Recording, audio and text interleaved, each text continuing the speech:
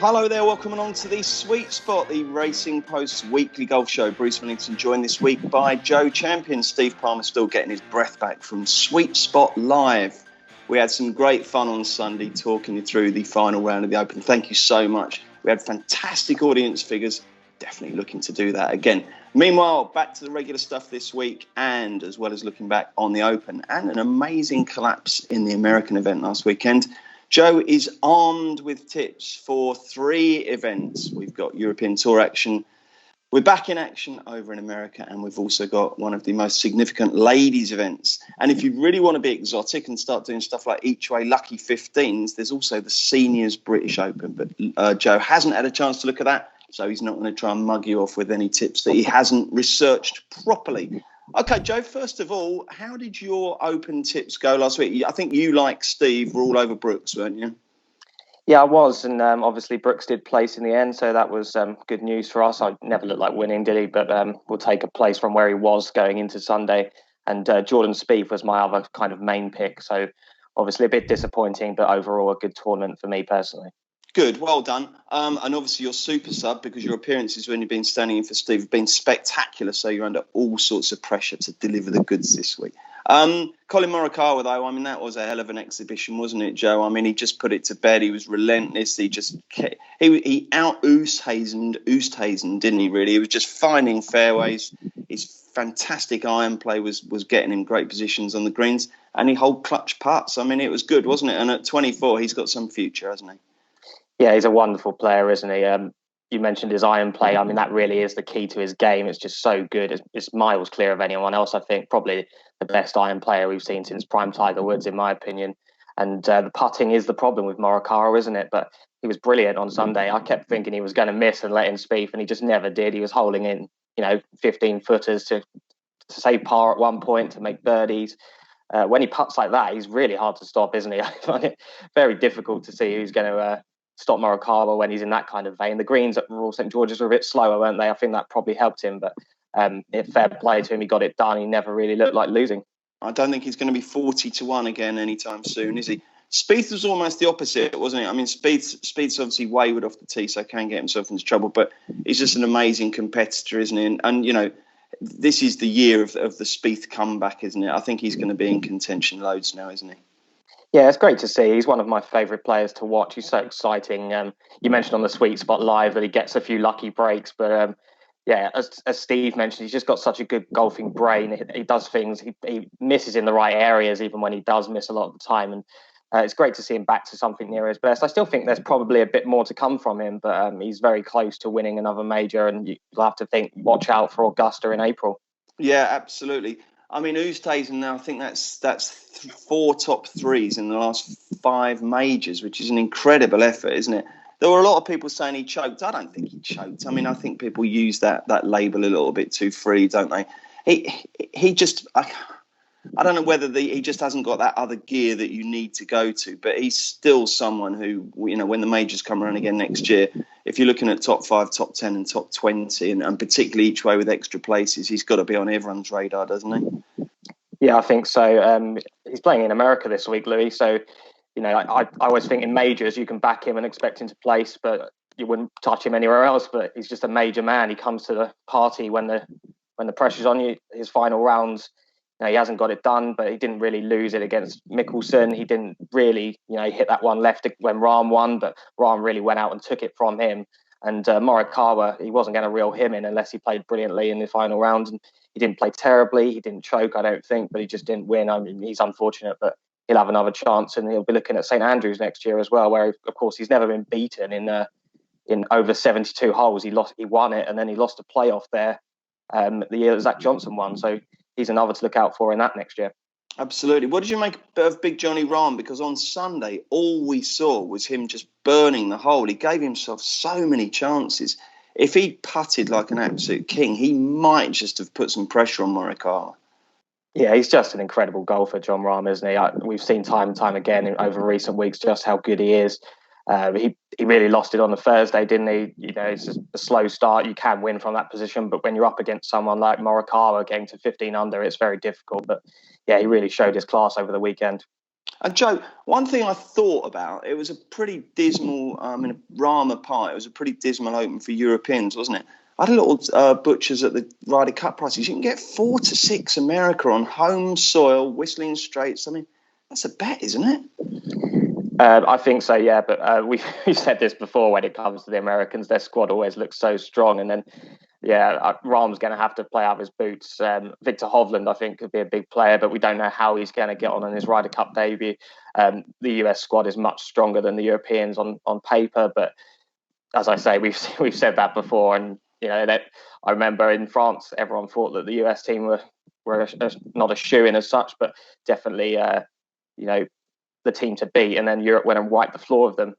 So, yeah, I don't know. I just think 4-6. I have to say that it's tempting. Any other players to note from the Open? Yeah, I think some of the younger guys. Scotty Scheffler, he acquitted himself really well on his Open Championship debut. He's obviously a player to watch. He looks like every week he plays well on the PGA Tour. It won't be long before he wins, and it probably won't be long before he wins a major as well if he keeps going the way he's going. And Bob McIntyre as well played very well. He's actually going to the US this week, where he's got a good chance to get his PGA Tour card. So probably doing the right thing there in terms of his future development, although it may be detrimental to his chances of making the Ryder Cup squad. Okay, let's just turn our attention quickly to the Barbasol, which I guess a few people, if you weren't completely golfed out after the Open, might have had an interest in. I must admit, I went to sleep with JT Poston 4 clear and looking like he'd absolutely drilled it. And I'd laid him at a short price, and I woke up in the morning, and lo and behold, he's blown it. What happened? Yeah, he really had a shocker going down the back nine. I think I did exactly the same thing as you, Bruce. To be honest, it was a long old day watching the Open, and I went to bed with Poston sort of cruising, and then he double bogeyed the par 5 15th, which, I mean, when you've got a 3 or 4 shot lead, you might get away with it. But when you've got Seamus Power chasing you down, who's really should be applauded for how he's played over the last few weeks, then it's a bad way to lose a tournament, really, when you're so in control of that. But like you, and he I didn't found water in the playoff as well, I think, didn't he? Blew the playoff hole spectacularly, didn't he? Yeah. I just don't see how it's just bad course management when you've got the lead in 72 holes. Like, losing a playoff's one thing, but when you're that far ahead, you really shouldn't be finding water off the tee on a par 5. Tell me a bit about Seamus Power, because he's suddenly jumped onto everyone's radar, hasn't he? What's his story? Yeah, so Irishman Seamus Power, he's very much sort of been playing himself into form recently. I think he's had came into the Barbasol on the back of 5 top 20 finishes on the PGA Tour in more difficult events than that one, definitely. And he was sent off joint favourite alongside Charles Schwartzel last week. And I wrote in my column for the Racing and Football Outlet that as well as he's been playing, I don't think I could back anyone at 16-1 in the Barbasol, because it's wide open and you never really know who's going to turn up and win. But really good stuff from Seamus Power, who's been sort of cutting his teeth on the Corn Ferry Tour and made it to the PGA Tour, and now he's a PGA Tour winner, and he'll be exempt for a couple of years to get into the US PGA Championship with that win. So well done to him. Absolutely well done. Right then, let's look ahead, shall we? We'll start with the 3M Open in America. I'll take you through the prices. Dustin Johnson 7-1, Tony Finau 14s, Oosthuizen 14s, Patrick Reed is 18s, and it's 25-1 bar. I guess, Joe, the first thing to say is this is the kind of event where Johnson puts himself down, he's entered up, he's a very short price, and all of a sudden he doesn't play. That has happened 2 or 3 times recently, hasn't it? And I guess that's because there's no Rule 4 deduction or anything in golf. If you back anyone else, that's always a benefit. If you back Johnson, he doesn't start, you get your money back. But we better start with him, hadn't we? Will he play? And if he does, will he win? Well, as far as I know, he's going to play. Well, the thing is with DJ, we have seen him withdraw a couple of times recently, not for the last few months, though. We know he's had a few sort of small injury niggles. In this tournament, actually, last year, he shot a dismal 78 in the first round and then withdrew straight after. I think I put him up for it last year, so I didn't want to make that mistake again. But so I feel like he played really well at the Open. He kind of under the radar top 10 finish, which is his best effort for some time. And he's undoubtedly the man to beat. But I mean, we haven't seen enough from him really over the last few months to suggest that you want to be steaming in at 17-2. I could see why people might back him, but he's not really for me this week. What sort of track is this, Joe? Where are we in America?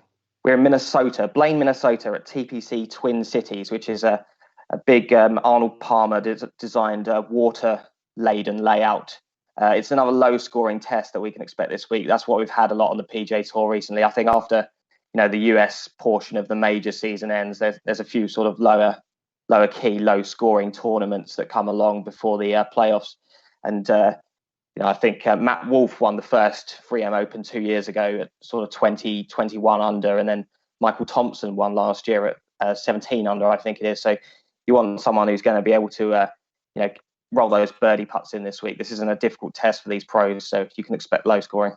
And how many tips? I've got 5 for this one, Bruce. 5 for this one, right then. Fire away. Who's the main man? Okay, so my best bet this week is one of Steve's favourites. It's Maverick McNeely, who's been playing himself into form recently in these similar sort of low-scoring events I've talked about. I think that's where he's going to get his first PGA Tour win.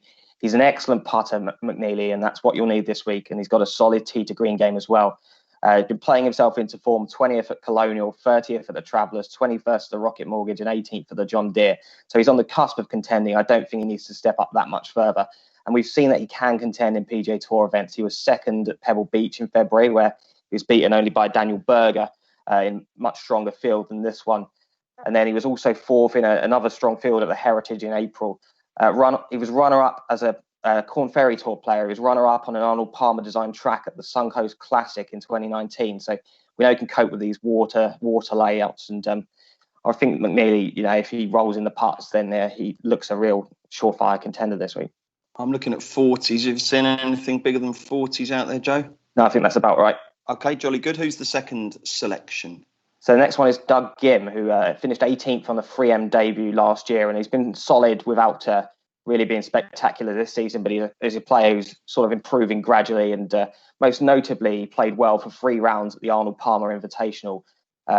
He played really well. I think he was in the final group or maybe the penultimate group on Sunday, and then he shot a frankly terrible 81. I think it all just got to him that day, but he was playing alongside these really big names. He's not going to necessarily get that this week. We've only got sort of 4 or 5 real star names in the field, and this is the sort of track where he should go well, really. The Arnold Palmer, similar sort of water laden layout.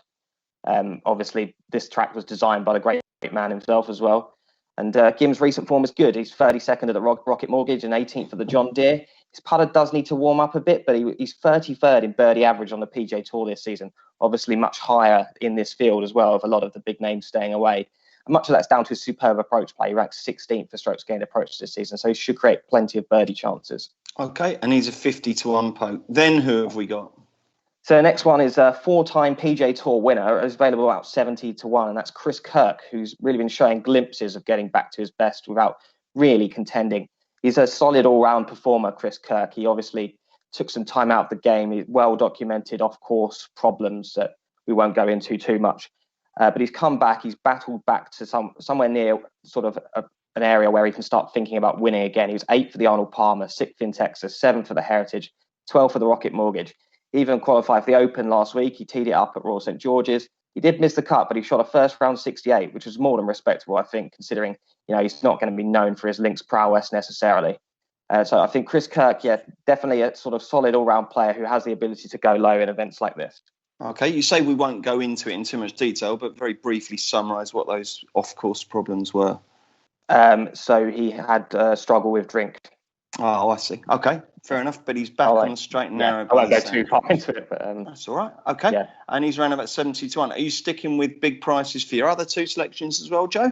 Yeah, I've got 3 figures now. One of them would not be 3 figures if it wasn't for his poor form, and that's Cameron Champ, who really did bounce back to something closer to his best at the John Deere Classic last time out when he finished 11th. We know how good Cameron Champ can potentially be. He's still great off the tee. He still gets the ball a mile out there. Only Bryson hits it further than him. And when in form, he's an absolute birdie machine. He won the Sanderson Farms at 21 under and the Safeway at 17 under. We're kind of taking a chance here that he's still in form after the John Deere, but he's still got that tee to green game. He just needs to putt better. He's putted abysmally this season, but at the John Deere Classic, he was positive on the field for strokes gained putting. I think if he turns up in the same vein, he's got a big chance, and those are big odds for him. And the last one is Brandon Hagee, who was 6th for the Rocket Mortgage and 18th for the John Deere Classic, driving well and putting superbly. He was runner-up on another water-laden track at the Honda Classic, which Michael Thompson won in 2013, and Michael Thompson's your 2020 3M Open winner. So there's a bit of course correlation there to go on. Okay, and very quickly with the market leaders, you've got Johnson, you've got Finau, we've got Oosthuizen, and we've got Reed. I suppose they're the big four, aren't we? If you were going to be tempted by any of those, who would you have gone for?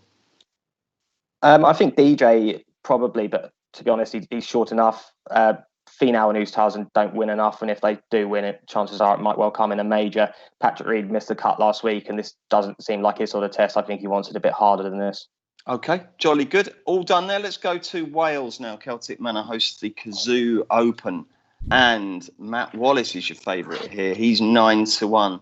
It's Sam Horsfield 12s, Justin Harding is 16s, Aaron Rye 16s, Rory Cantor's 20s, and it's 22-1. The Jordans, Jordan Smith and Matthew Jordan, also Otter Gay's 22s, and it's 30 bars. So we're back to bread and butter European, pretty starless fare.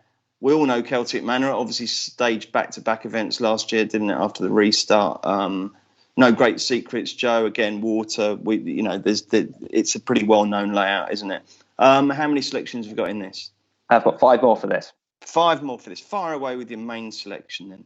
So my best bet this week is Matthew Jordan, who just mentioned struggled a bit at the start of the year, but he's performed with immense credit in tougher events than this in recent weeks. He was 17th for the BMW, which is another strong drivers track. We're looking at strong drivers this week at Celtic Manor. They're wide fairways, but if those who can get the ball down the fairway are at a big advantage on this course. And after 17th for the BMW, he was then 12th for the Irish Open and 18th for the Scottish Open. Now, Matthew Jordan is one of the best drivers on the European Tour. He needs to improve his accuracy a bit, but that's come good in recent weeks.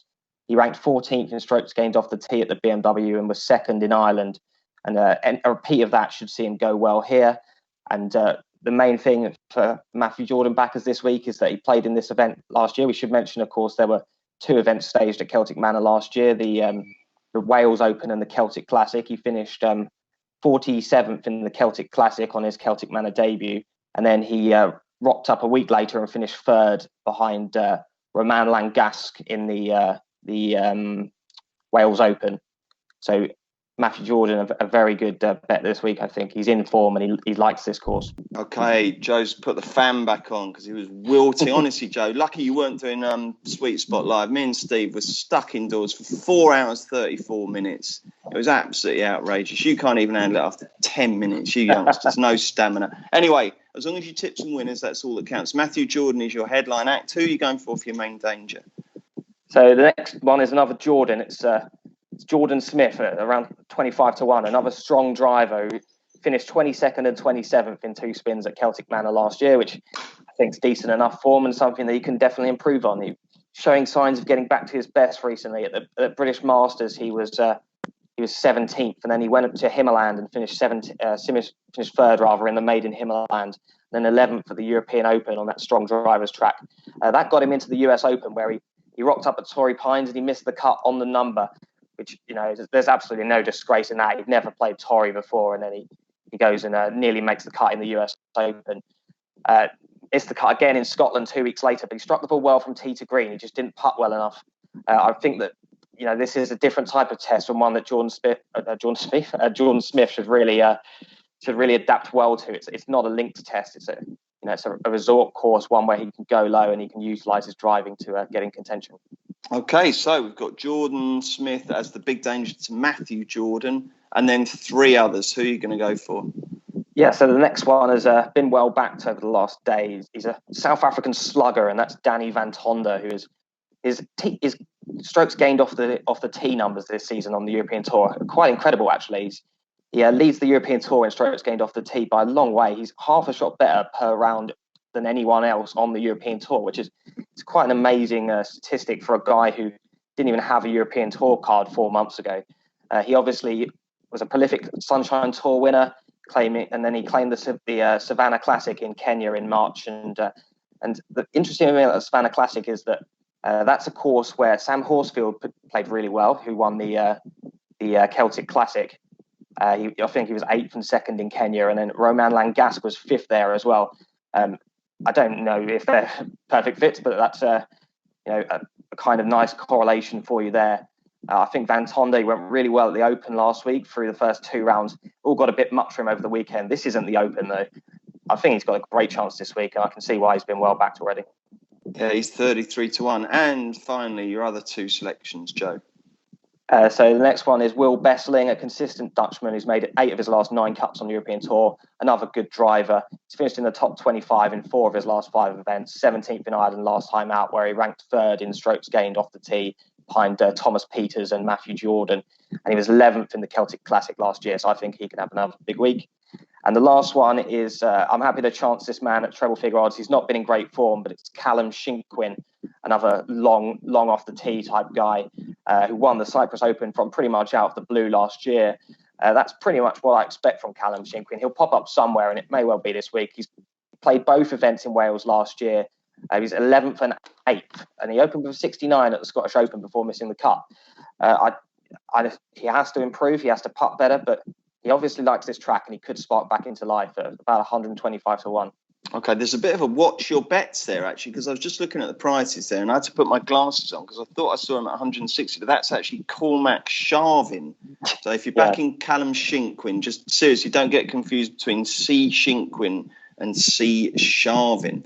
Okay, that's it for the main events in Europe and America. But as we mentioned, we've got the Evian Championship over in France, where some of the top female players are performing there. And a quick taste of the prices there. Nelly Korda, 9-1 favourite.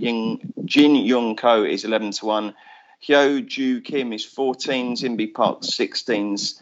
As is Si Young Kim, and I've got to put my glasses on, and Arya Jutangugen, she's 18s. It's 22-1 bar. How many tips you got for this then? I've got 3 for this one, Bruce. Go on then, spin through them nice and quick. We should mention that with the Olympics next week, a few of the big names in the market have not bothered to turn up this week. They obviously don't fancy missing out on Tokyo. That takes out the likes of Lexi Thompson and Danielle Kang, and Lexi Thompson, I should mention, has been critical of this course in the past. She thinks it's unfair. She was 2 years ago when it was last stage. She said she was thankful to miss the cut, so she didn't have to play the second 2 rounds. And that's one of the reasons why I'm not backing Nelly Korda this week. As good as she is, I feel like this is a sort of track where if something goes wrong early, she could unravel. You know, I tipped Nelly Korda last time out when she won the women's PGA, and she was excellent. But I think you need patience to win here, and that's why my best bet is Jin Young Ko, who's the defending champion this week. That was the same. She won at the same time that Lexi Thompson was moaning about how difficult the course was. Didn't seem to bother Jin Young Ko. Got to a nice sort of double digits under par total, and she always comes to the fore in majors. She's finished 7th or better in 6 of the last 9 women's majors to be staged since the start of 2019. She's won 2 of them, and as was the case with Korda, she won her last event at the Volunteers of America Classic 3 weeks ago. So I think she should be absolutely primed for this test. That's Jin Young Ko. Okay, who else? And 2 more. One of them is Megan Kang, who's just a consistent LPGA Tour operator. She's finished in the top 30 in each of her last 5 events, including winning 4th at the Women's US Open. And this is a major where she was 8th in 2019. 6 major top 10 finishes at just 23 years of age. And I think she's decent value at a sort of around 55-1. And the last one is Jennifer Kupcho, about 70-1. She won the Augusta Women's Amateur in 2019. So that's the tournament they have a couple of days before the Masters. And then she turned professional and finished runner-up to Jin Young Ko in this major a few months later. Kupcho's finished 13th or better in her last 4 events on the LPGA Tour, 3 of her last 4 events rather. And she was also second at the Drive On Championship in March. She hasn't won yet, but she should go close soon, and I expect it could be this week. Okay, brilliant. We also have this week the Senior British Open, and I'm going to call it the British Open. Do you know one thing that's really got on my nerves lately, Joe? He did a lovely speech, didn't he, Morikawa? Really nice speech. Lovely. What a fine young man he is. And he committed the crime of calling it the British Open. And you get all these idiots going, oh, it's the Open, it's not the British. Shut up. It doesn't matter. They're just trying to... They refer to it as the British Open because they're not from Britain and there's loads of Opens, okay? If your life is so perfect that you need to complain about the fact that some people call it the British Open, then I'm jealous of you. Honestly, it's pathetic. Right, anyway, we've got the Senior British Open at Sunningdale.